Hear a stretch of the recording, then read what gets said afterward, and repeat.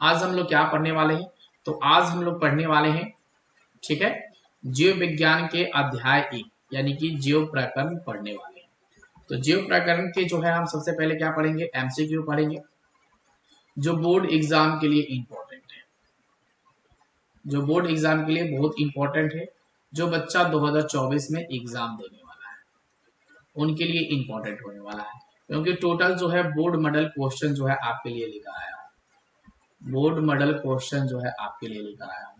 तो board model question को जितना आप स्टडी करिएगा उतना आपको फायदा होने वाला है। इसलिए फायदा होगा क्योंकि बोर्ड मॉडल क्वेश्चन जो होंगे ना, वही क्वेश्चन आपके एग्जाम में पूछे जाते हैं। तो यह आपके लिए इंपॉर्टेंट है, ठीक है। तो चलते हैं हम फिर क्वेश्चन की ओर और क्वेश्चन को जो है हम स्टार्ट करते हैं। पहला क्वेश्चन जो है आपके सामने यहाँ रहेगा। बहुत मेहनत से जो है ये स्लाइड बनाया है आपके लिए, तो प्लीज आप लोग सपोर्ट करिएगा। पहला क्वेश्चन आपके सामने यहाँ पे है, 1 नंबर क्वेश्चन। और क्या बोला है इस क्वेश्चन पे बिल्कुल ध्यान से देखिए। तो 1 नंबर क्वेश्चन क्या है आप लोगों का, यहाँ ध्यान देंगे कि आहार नाल में कर्माकुचन के दर्शाने वाले चित्र में चिन्हित स्थान किस प्रक्रिया को दर्शाता है? बहुत बढ़िया क्वेश्चन है, बहुत अच्छा क्वेश्चन है।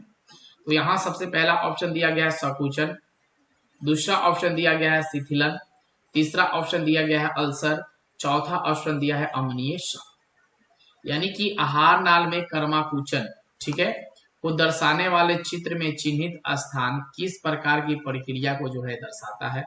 संकुचन प्रक्रिया को दर्शाता है, या शिथिलन प्रक्रिया को दर्शाता है, या अल्सर प्रक्रिया को दर्शाता है, या अम्लीय स्राव को दर्शाता है? इसका आंसर जो है आप मुझे बताएंगे। इसे क्या कहेंगे? इसे हम संकुचन कहेंगे। बहुत बढ़िया आपने आंसर दिया है, वेल डन, बहुत गुड, बहुत सुंदर, बहुत अच्छा। तो इसका आंसर क्या हो जाएगा हमारा? ऑप्शन नंबर ए सही होगा। सेकंड नंबर क्वेश्चन जो है आपके सामने है, जो है आपको बताना है।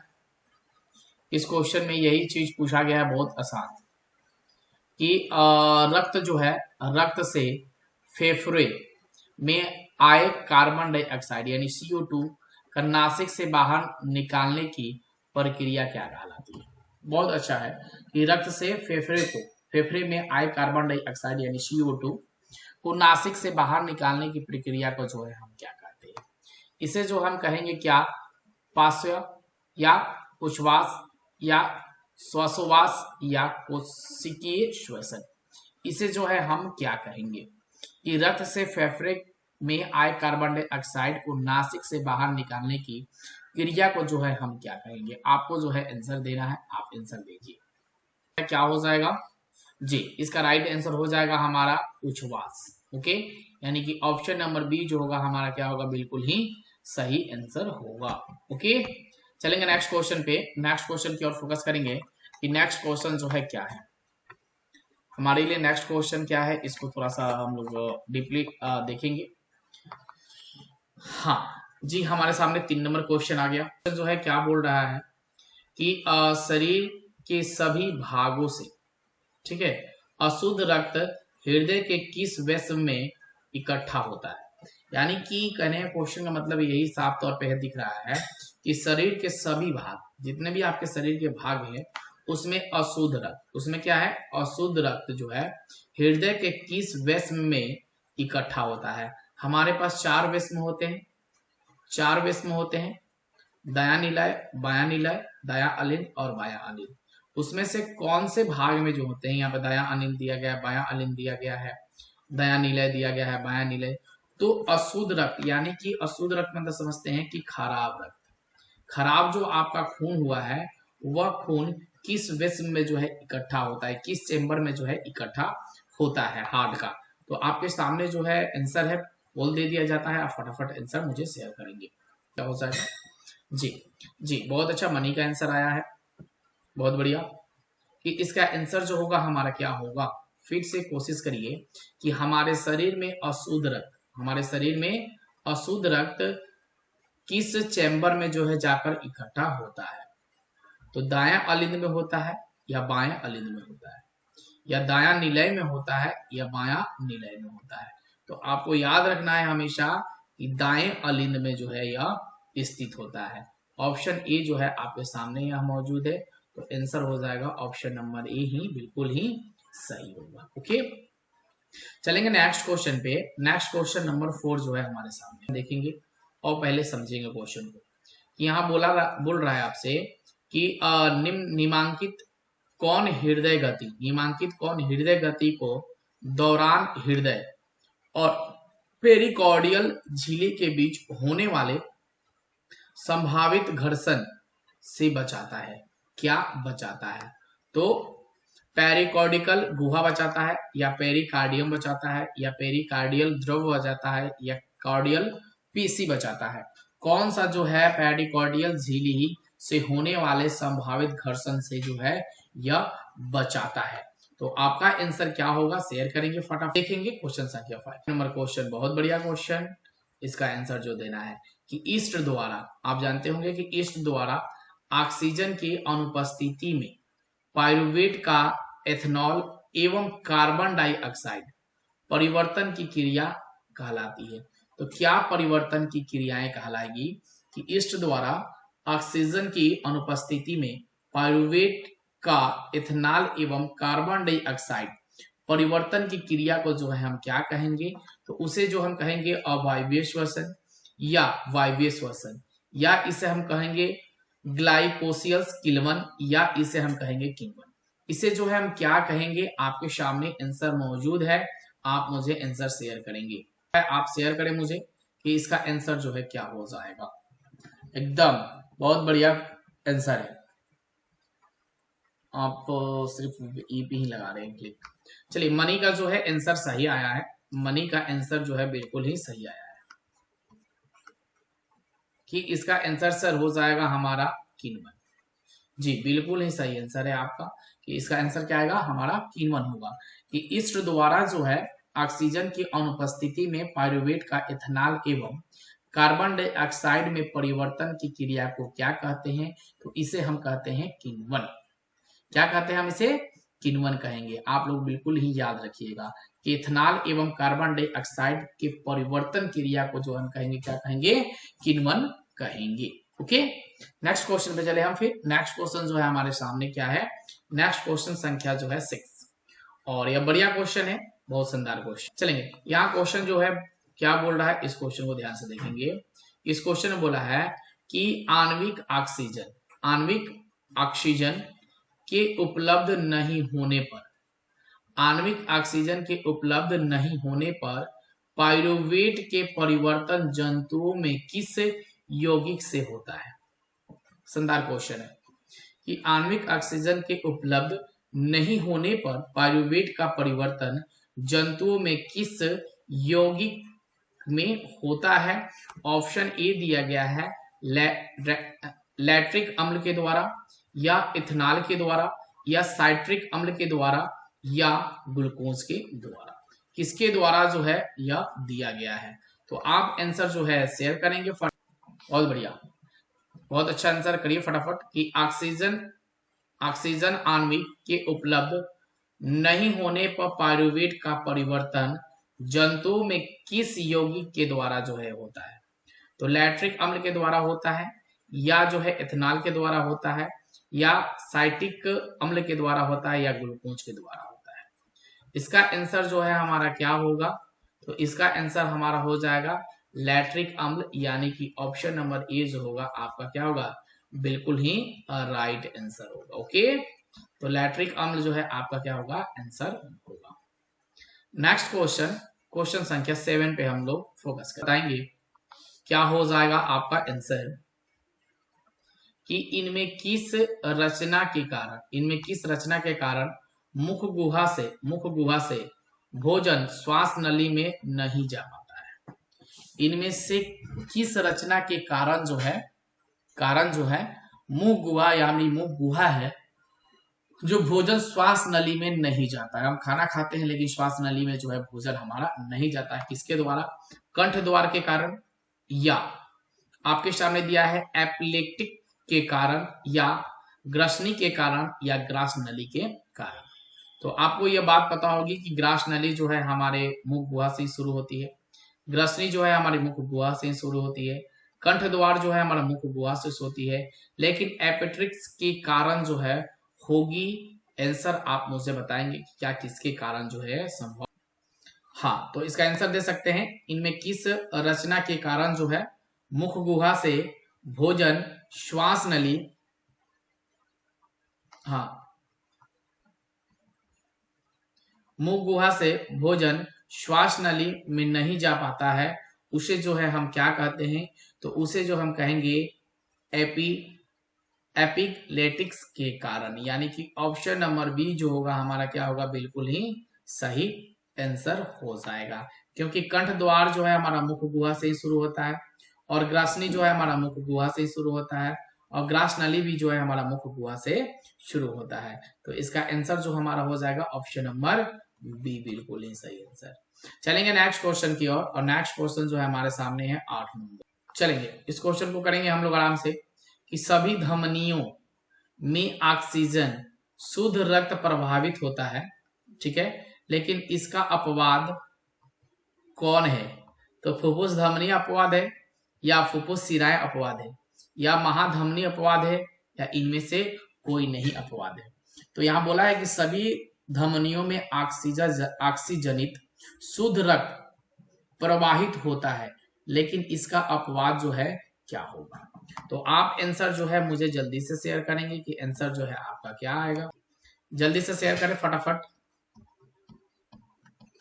जल्दी शेयर करें कि क्या होगा। सभी धमनियों में ऑक्सीजनित शुद्ध एवं प्रभावित होता है, लेकिन इसका अपवाद है क्या, फुफ्फुस धमनिया, फुफ्फुस शिरा, महाधमनी, इनमें से कोई नहीं। क्या होगा आपका राइट आंसर। चलिए आपका आंसर जो है आने वाला है जी, बिल्कुल सही, बिल्कुल ही सही आपने आंसर दिया है कि सर इसका ऑप्शन नंबर ई लगा दीजिए कि इसका राइट आंसर हो जाएगा हमारा फुफ्फुस धमनी। तो यही जो है आपका क्या होता है। नेक्स्ट क्वेश्चन पे चलेंगे। नेक्स्ट क्वेश्चन जो है हमारे सामने है क्वेश्चन संख्या 9 जो है हमारे लिए इंपॉर्टेंट है। ये क्या बोल रहा है इसे सुनेंगे ध्यान से, हम देखेंगे कि रक्त परिवहन के दौरान हृदय में रक्त का भरना। अब यही बोला गया है आपसे कि रक्त परिवहन के दौरान हृदय में रक्त का भरना तथा फिर उसका बाहर निकलना क्या कहलाता है। ठीक है, बहुत अच्छा क्वेश्चन है कि रक्त परिवहन के दौरान जो होती है, दौरान हृदय में रक्त का भरना, रक्त हृदय में भरता है और फिर उसे जो है बाहर निकलता है, उसे जो है हम क्या कहते हैं।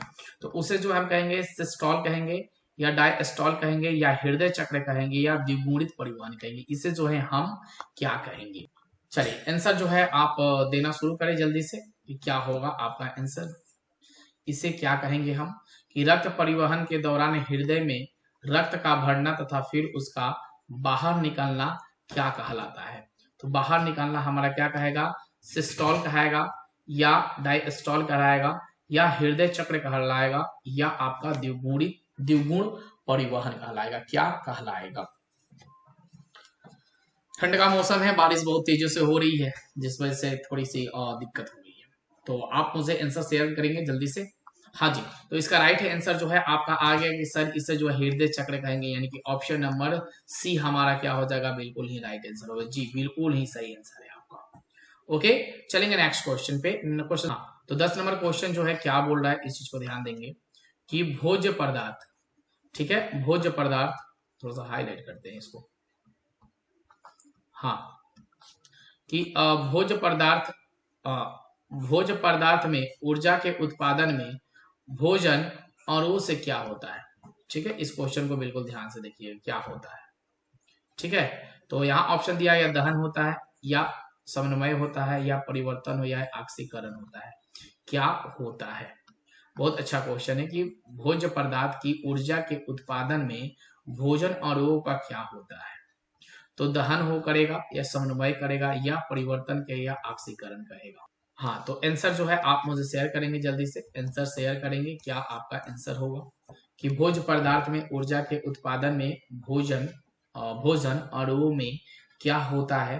तो अणुओं में आपका क्या होगा, दहन होगा, या समन्वय होगा, या परिवर्तन होगा, या ऑक्सीकरण होगा? क्या होगा? आपको आंसर देना है।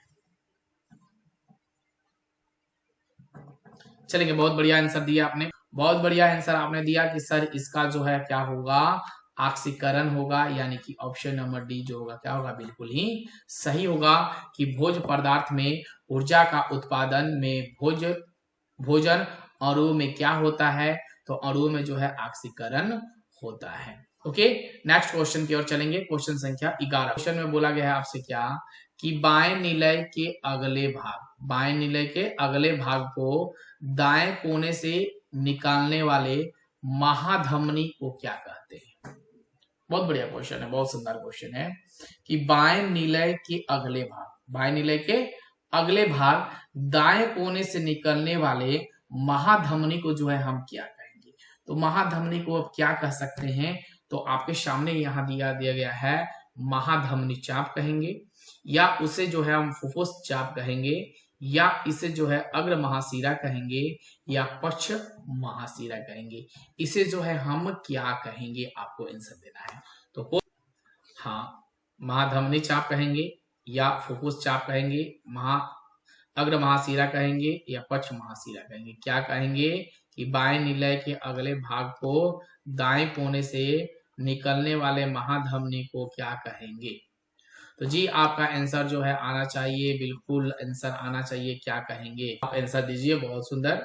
चलिए, बहुत बढ़िया, आपका आंसर होगा ऑप्शन नंबर ए, यानी कि महाधमनी चाप जो है इसे हम कहेंगे, महाधमनी चाप कहेंगे। ओके, चलेंगे नेक्स्ट क्वेश्चन की ओर, और नेक्स्ट क्वेश्चन जो है आपके सामने। चलिए यहाँ क्वेश्चन देखेंगे बिल्कुल ध्यान से कि पक्षियों में वत्य नाइट्रोजनीकरण पदार्थ के रूप में निम्नलिखित में कौन सा पदार्थ उत्सर्जित होता है? आप जानते हैं कि हमारे शरीर से उत्सर्जित होने वाले पदार्थ, लेकिन पक्षियों के वार्य नाइट्रोजनीकरण पदार्थ के रूप में और निम्नलिखित में से कौन सा पदार्थ जो है उत्सर्जित होता है? ठीक है, तो आपके सामने यहाँ दिया गया है यूरिया, यूरिक अम्ल, अमोनिया, AB2 क्या जो है वत्य नाइट्रोजनी पदार्थ के रूप में पदार्थ जो है उत्सर्जित होता है? बहुत अच्छा क्वेश्चन है, हो जाएगा आंसर ऑप्शन नंबर बी हमारा हो जाएगा, यानी कि यूरिक अम्ल। ओके, चलेंगे नेक्स्ट क्वेश्चन पे। नेक्स्ट क्वेश्चन हमारे सामने है 13 क्वेश्चन जो है हमारे सामने है कि समस्त जीव कोशिकाओं में रासायनिक ऊर्जा का सार्वजनिक वाहन क्या नाम है? ठीक है, यहाँ क्वेश्चन में ध्यान सुनिएगा कि समस्त जीव कोशिकाओं में रासायनिक ऊर्जा के सार्वजनिक वाहक का क्या नाम है? तो माइटोकॉन्ड्रिया नाम है, या हरित लवण काम है, या DNA, या ATP? किसका काम है? समस्त जीव कोशिकाओं के रासायनिक ऊर्जा में सार्वजनिक वाहक जो है किसका होता है? चलिए, सगुन का वेलकम है हमारे क्लास। आप आंसर जो है मुझे शेयर करिए कि क्या होगा इसका आंसर। आया है, बिल्कुल ही आंसर सही आया है, और इसका आंसर बोल रहे हैं कि समस्त जीव कोशिकाओं में रासायनिक ऊर्जा में सार्वजनिक वाहक का क्या कहते हैं? तो उसे जो हम ATP कहते हैं। जी बहुत बढ़िया आंसर आया है शगुन, ऑप्शन नंबर डी जो होगा आपका क्या होगा, बिल्कुल ही सही आंसर हो जाएगा। बहुत बढ़िया, चलेंगे 15 नंबर क्वेश्चन देखेंगे। यहाँ 15 नंबर क्वेश्चन क्या है कि ब्रोमेन संपुट में अवस्थित रक्त कोशिकाओं के जाल को घेरने वाली रचना कहलाती है? क्या कहलाती है? कि ब्रोमेन संपुट में अवस्थित रक्त कोशिकाओं के जाल को घेरने वाली रचना क्या कहलाती है? ऑप्शन ए सुनेंगे बिल्कुल ध्यान से, इसे कहेंगे हम क्या? ब्रिक नलिका। दूसरा ऑप्शन है हमारे सामने ब्रिक शंकु। तीसरा ऑप्शन है ग्लोमेरुलस। चौथा ऑप्शन है इनमें से कोई नहीं। तो आंसर जो है आप मुझे शेयर करें जल्दी से, क्या होगा आपका आंसर? इसे नहीं कहेंगे, क्या नहीं कहेंगे? ब्रिक नालिका, ब्रिक शंकु इसे नहीं कहेंगे, इसे कहेंगे ग्लोमेरुलस, यानी कि ऑप्शन नंबर सी जो होगा आपका राइट आंसर। चलेंगे नेक्स्ट क्वेश्चन हमारे सामने है 15 नंबर। आप मुझे क्या होगा कि ऑक्सीजन युक्त वायुमंडल से पौधों में किन अंगों द्वारा प्रविष्ट होती है? यानी कि ऑक्सीजन युक्त वायुमंडल से पौधों में किस अंगों द्वारा प्रविष्ट होती है। तो ऑप्शन ए दिया गया है रंध्रों के द्वारा, ऑप्शन बी दिया गया है आपके पास अंतरकोशिकीय स्थानों के द्वारा, ऑप्शन सी दिया गया है अवात में रंध्रों के द्वारा, और ऑप्शन डी दिया गया है इनमें से सभी के द्वारा। तो इसका राइट आंसर जो है क्या होगा, आप मुझे आंसर शेयर करेंगे। तो यह थोड़ी सी दिक्कत आ जाती है, साइंस ऑल सब्जेक्ट 10th में तो हम कढ़ाई पढ़ ही लेते हैं ना, उसके बाद 12th में वही दिक्कत हो जाती है शगुन के इस बेस पे सिर्फ ओनली फॉर साइंस से जो है स्टडी हो रही है अभी हाल फिलहाल। हाँ, तो थोड़ी सी दिक्कत है। हाँ जी, तो इसका राइट आंसर हो जाएगा हमारा इनमें से सभी के द्वारा, ऑप्शन नंबर डी जो होगा हमारा राइट आंसर हो जाएगा। चलेंगे जो है 16 नंबर क्वेश्चन जो है हम देखेंगे कि 16 नंबर क्वेश्चन क्या है, किस क्रिया द्वारा ग्लूकोज के एक अणु से 2 अणु पाइरूवेट का जो है निर्माण होता है। यानी किस क्रिया के द्वारा ग्लूकोज के एक अणु से 2 अणु पाइरूवेट का जो है निर्माण होता है। तो आपके सामने ऑप्शन है अवायवीय श्वसन, दूसरा ऑप्शन है वायवीय श्वसन, तीसरा ऑप्शन है किण्वन और चौथा ऑप्शन है संगलन। तो इसे जो है हम क्या कहेंगे, आप वायवीय श्वसन कहेंगे, या जो है वायवीय श्वसन कहेंगे, या किण्वन कहेंगे, या संगलन कहेंगे। तो आपका आंसर जो आया है वह वायवीय श्वसन का आया है, लेकिन आपके सामने आंसर मौजूद है अवायवीय श्वसन। तो क्यों ना हम वायवीय श्वसन पर लगा लें, अवायवीय श्वसन होता है। ओके, यह आपका क्या होगा, राइट आंसर हो जाएगा option number A. 17 number question आपके सामने है, 17 नंबर कि किस जंतु में श्वसन गैसों ऑक्सीजन तथा कार्बन डाइऑक्साइड यानी O2 और CO2, ठीक है, ऑक्सीजन और कार्बन डाइऑक्साइड का आदान प्रदान रक्त और जल के बीच विसरण के द्वारा होता है। यानी किस जंतु में श्वसन गैसों ऑक्सीजन तथा कार्बन डाइऑक्साइड का आदान प्रदान जो है रक्त और जल के बीच विसरण के द्वारा होता है। तो आपके सामने ऑप्शन दिया है अमीबा के द्वारा, यहाँ दिया है पैरामीशियम के द्वारा, या आपके पास यहाँ दिया गया मछली के द्वारा, और इनमें से सभी के द्वारा। यहाँ ध्यान देना है किस जंतु की बात हो रही है। तो यहाँ जंतु में अमीबा भी है, पैरामीशियम भी है और मछली भी है। श्वसन यानी सांस लेने की क्रिया गैस के रूप में ऑक्सीजन और कार्बन डाइऑक्साइड का आदान प्रदान रक्त और जल के बीच विसरण के द्वारा होता है। तो रक्त और जल के बीच की क्रियाएं हो रही किसके द्वारा, रक्त और बीच, कोई दिक्कत नहीं है एकदम कि रक्त जो है, रक्त और जल, तो जल जो है आप समझ सकते हो कि जल की क्रिया किसमें होगी, यानी कि O2 और CO2, यह जो है आदान प्रदान जो है क्रिया होती है रक्त और जल के बीच। तो एक मछली ही है जो आदान प्रदान जो है रक्त में और जल के साथ जो है CO2 और O2 का क्रिया कर सकती है। ठीक है, बहुत बढ़िया, आपने आंसर दिया। और आगे नेक्स्ट क्वेश्चन पे ध्यान देंगे। क्वेश्चन संख्या जो है हमारे सामने 18 है, और इस 18 नंबर क्वेश्चन को जो है हम आसान से पढ़ेंगे कि अमाशय की दीवार से होने वाले घाव तो देखे होंगे ना, जिसे हम बोलते हैं क्या, अल्सर घाव किसे कहते हैं हम, कि वह घाव जो जल्दी क्या होता है, छूटता नहीं है। वह घाव जो जल्दी क्या होता है, छूटता नहीं है। और यह जो घाव हो जाएगा तो संभवतः अगर पैर में हो गई, अगर उसकी पैर में हो गई तो पैर को जो है काटा जा सकता है। यह अल्सर घाव ऐसे ही होते हैं, यह बिल्कुल जानलेवा अल्सर घाव होते हैं। निम्नलिखित में से अधिकतम स्राव हो सकता है, किसके द्वारा जो है इसमें से अधिकतम स्राव होता है, कि अमाशय की दीवार से होने वाले घाव, ठीक है, अल्सर के निम्नलिखित किसके द्वारा जो है अत्यधिक स्राव हो सकता है। तो यहाँ ऑप्शन दिया गया है अम्लीय स्राव के द्वारा, गैस्ट्रिक लाइपेज के द्वारा, या सक्रिय पैप्सिन के द्वारा, या म्यूकस के द्वारा। किसके द्वारा जो है ये क्रियाएं हो सकती है, तो इसके द्वारा जी, एकदम म्यूकस के द्वारा जो है आपका नहीं होगा।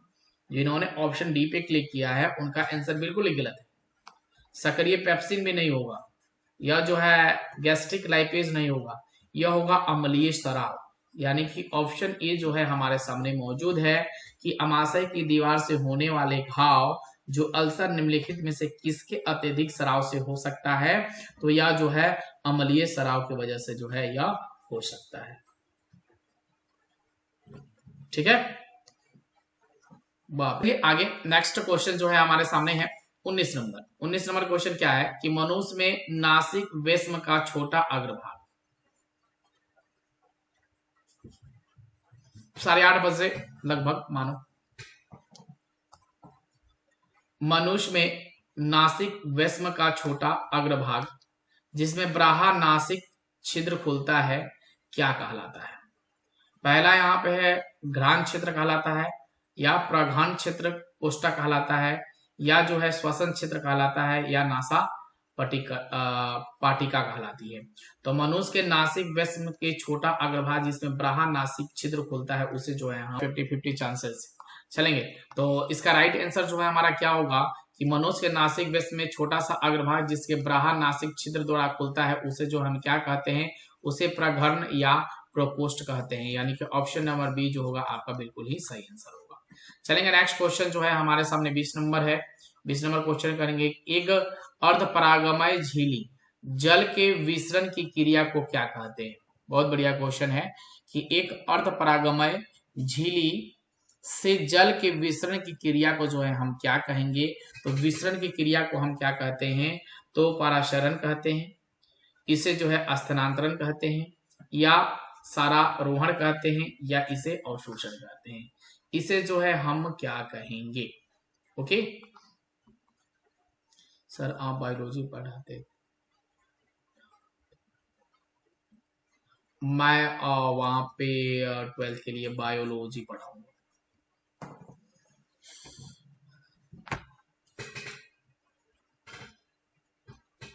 चलो जल्दी से आंसर इसका शेयर करो आप मुझे जल्दी से।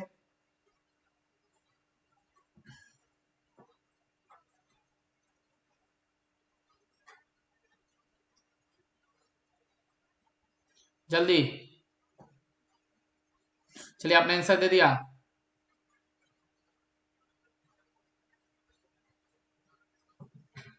जी, इसका राइट आंसर हो जाएगा हमारा क्या? ऑप्शन नंबर यहाँ पे दिया गया है ई, यानी पराशरण जो हम इसे कहेंगे। ओके, चलेंगे नेक्स्ट क्वेश्चन पे ध्यान देंगे। नेक्स्ट क्वेश्चन जो है हमारे सामने 21 नंबर है, और 21 नंबर क्वेश्चन को जो है हम यहाँ पे क्लियर करेंगे।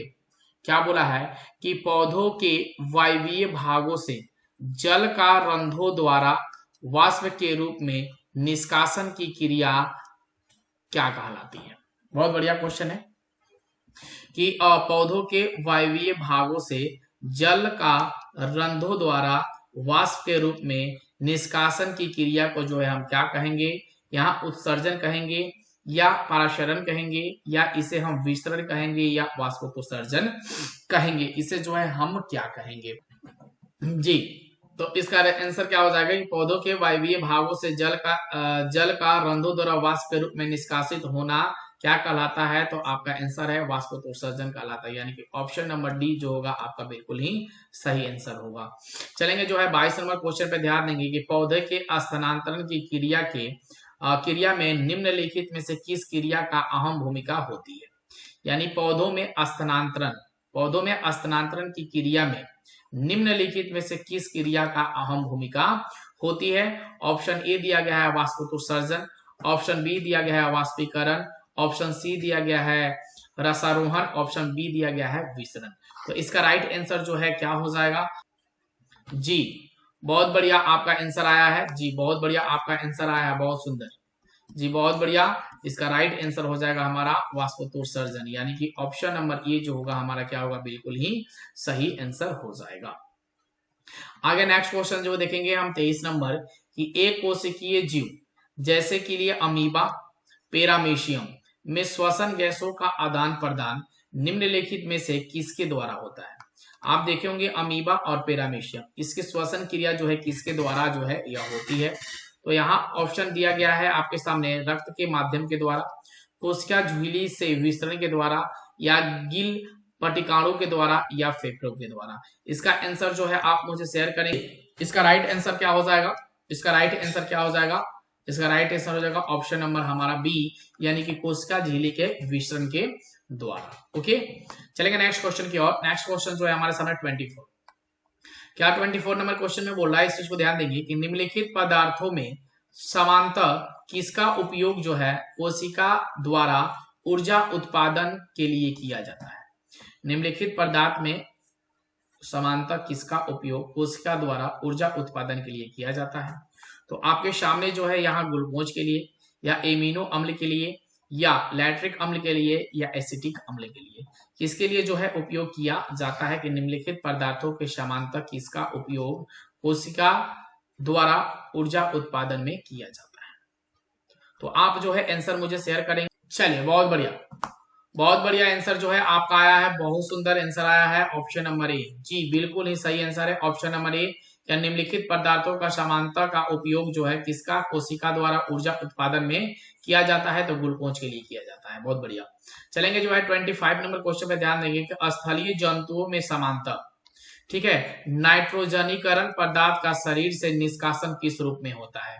तो यहाँ दिया गया है प्रोटीन के रूप में होता है या यूरिया के रूप में होता है या सनिकासन के रूप में होता है या इम्यूनो अम्ल के रूप में होता है। तो इसका राइट आंसर जो है क्या होगा, किसके रूप में होता है कि स्थलीय जंतु यानी धरती पर रहने वाले जंतु जो भी होते हैं उनमें समांतर नाइट्रोजनीकरण पदार्थ शरीर से निष्कासन किस रूप में होता है। तो इसका आंसर जो है जल्दी बताएंगे कि यहाँ जो है कि स्थलीय जंतुओं में समांतर नाइट्रोजनी पदार्थ शरीर से निष्कासन किस रूप में जो है यह होता है। तो आपका आंसर क्या होगा, तो आपका आंसर आएगा हमारा यूरिया। क्या आएगा आपका आंसर, यूरिया आएगा। ओके, तो बिल्कुल ही सही आंसर है आपका, बिल्कुल ही सही आंसर है यूरिया। जी बहुत बढ़िया, ऑप्शन नंबर बी जो है हमारा क्या हो जाएगा, बिल्कुल ही आंसर सही हो जाएगा यूरिया।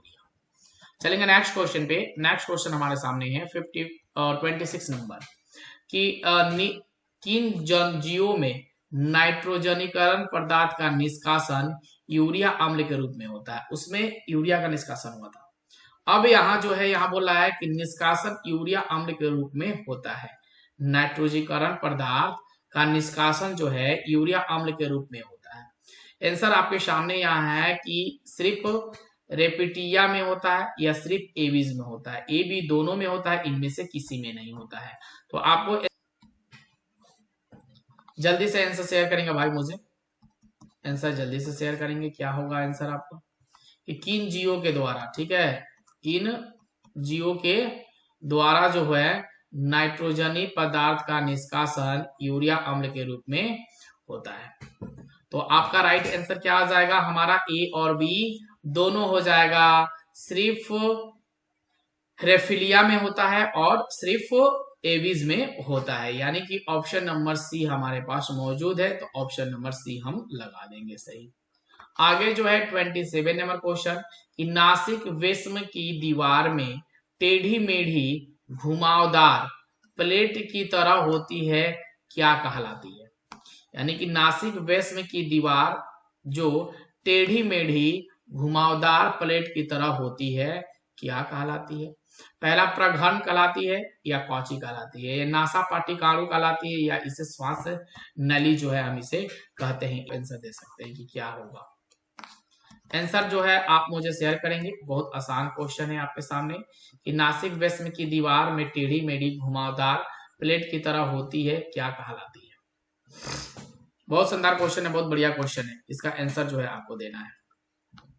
चलेंगे, इसका आंसर जो है हमारा क्या हो जाएगा, ऑप्शन नंबर बी हो जाएगा, यानी कि कौची कहते हैं। ठीक है, ऑप्शन नंबर बी हमारा बिल्कुल ही सही आंसर होगा। आगे क्वेश्चन नंबर 28 जो है हमारे सामने है कि पादपों में खाद्य पदार्थों का एक कोशिका से दूसरी कोशिका में संवहन होता है, उसे जो है हम क्या कहते हैं। यानी कि एक कोशिका से दूसरी कोशिका में, वो भी क्या, तो खाद्य पदार्थ यानी कि भोजन। खाद्य पदार्थ यानी कि क्या, भोजन एक कोशिका से दूसरी कोशिका में संवहन होती है, उसे जो है हम क्या कहेंगे, उसे हम जाइलम के द्वारा कहेंगे, या उसे मीजोफिल कोशिकाओं के द्वारा कहेंगे, या उसे हम मूलरूम के द्वारा कहेंगे, या इसे फ्लोएम के द्वारा जो है हम। जी आंसर क्या होगा आपका, जल्दी दे आंसर मुझे। जी तो इसका आंसर जो है हमारा होगा ऑप्शन नंबर डी, यानी कि फ्लोएम के द्वारा। ओके, इस चीज को याद रखिएगा कि पादप में खाद्य पदार्थों का एक कोशिका से दूसरी कोशिका में संवहन की क्रिया को जो है हम फ्लोएम कहते हैं। नेक्स्ट क्वेश्चन आपके सामने है 29 नंबर कि नग्न बीजों पौधे में जल तथा घुलित खनिज लवणों को जल से पत्तियों तक पहुंचाती है, उसे जो है हम क्या कहते हैं? उसे जो हम कहेंगे क्या? वाहिकाएं या वहनिकाएं या चालनी नालिकाएं, इनमें से कोई नहीं। इसे जो है हम क्या कहेंगे? बहुत शानदार क्वेश्चन है। तो यहाँ आंसर जो है जो पौधों में जल जो है घुलित खनिज लवणों को जल के पत्तियों तक पहुंचाती है, उसे जो है हम क्या कहते हैं? उसे जो है हम कहेंगे वाहिनिकाएं, यानी कि ऑप्शन नंबर बी जो होगा हमारा क्या होगा? बिल्कुल ही सही आंसर होगा। चलेंगे जो है आखिरी क्वेश्चन में ध्यान देंगे, क्वेश्चन संख्या 30 कि वह जीव प्रक्रम जिनके द्वारा शरीर में ऊर्जा का उत्पादन होता है, उसे क्या कहते हैं? उसे जो हम श्वसन कहते हैं, या जो है पोषण कहते हैं, या उत्सर्जन कहते हैं, या उत्तेजनशीलता कहते हैं। उसे जो है कि इसका आंसर जो है आपका क्या होगा कि वह जीव प्रक्रम जिनके द्वारा शरीर में ऊर्जा का उत्पादन होता है, उसे जो है हम क्या कहते हैं? तो उसे जो है हम कहते हैं क्या? श्वसन। उसे क्या कहते हैं? श्वसन कहते हैं, यानी कि ऑप्शन नंबर ए जो होगा आपका बिल्कुल ही राइट आंसर। ये सभी को मेरे ओर से thank you so much, thank you so much.